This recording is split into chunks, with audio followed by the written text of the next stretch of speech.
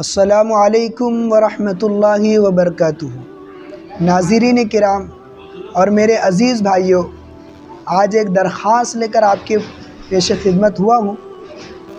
درخواست یہ ہے کہ دین کے سب سے بڑے محسن آج کے زمانے کے اندر جو لوگ ہیں وہ اللہ کے گھر کی خدمت کرنے والے، رات و دن مسجد کے اندر دینے والے اور مسجد کی امامت کرنے والے مؤذنین اور ائمہ کرام ہیں، جو دین کے سب سے بڑے محسن ہیں۔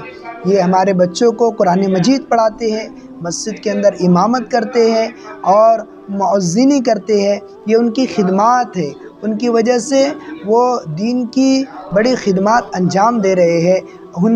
ان کا ہمیں احسان مند ہونا چاہیے۔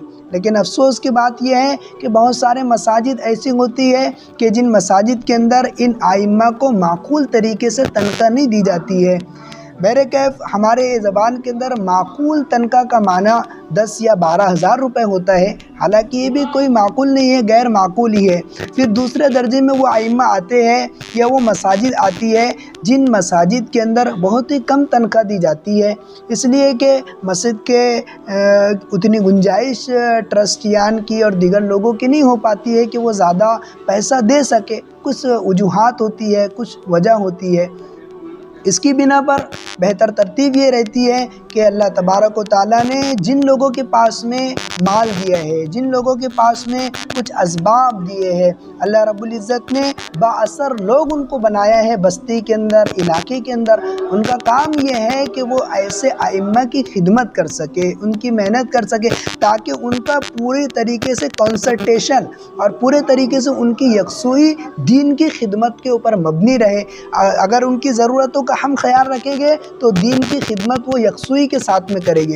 ابن طولون رحمۃ اللہ علیہ مصر کے ائمہ کی قرأت سماعت کیا کرتے تھے۔ ان کا یہ معمول تھا اور عادت تھی کہ وہ ائمہ کی مختلف مقامات پر قرأت سنا کرتے تھے۔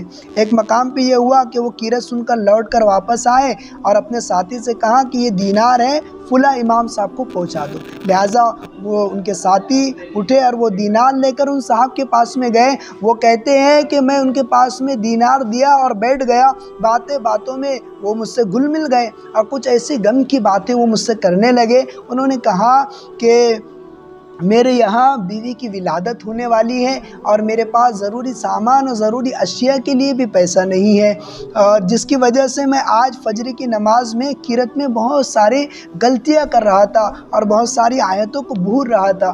یہ انہوں نے کہا تو ویسے ان کے ساتھی نے ابن طولون سے جا کر یہ ساری باتیں بتائی۔ ابن طولون نے کہا ہاں تم سچ کہتے ہو، آج ہی میں نے ان کی قرأت سنی اور ان کے پیچھے نماز پڑھی، وہ بہت زیادہ غلطیاں کر رہے تھے اور یہ آپ کی باتیں صحیح ہے۔ انہوں نے سارا معاملہ سنا اور کہا اسی لیے میں نے آپ کو یہ دینار دیا تھا کہ فلاں امام صاحب کو جا کر پہنچا دو۔ الاذکیاء نامی ایک کتاب ہے، اس میں علامہ ابن جوزی رحمۃ اللہ علیہ نے اس واقعے کو نقل کیا ہے۔ اس لیے ہم بھی ان ائمہ کی ضرورتوں کو پورا کریں تاکہ ان کا کنسنٹریشن اور ان کی یکسوئی دین کی خدمت کے اوپر رہے۔ اگر وہ دین کی خدمت کے ساتھ ساتھ انہی ضروری مسائل کے اندر اور ضرورت زندگی کے اندر اگر لگے رہیں گے تو پھر مسئلہ پیش آئے گا۔ اس لیے یہ تمام امت مسلمہ کی ذمہ داری بنتی ہے۔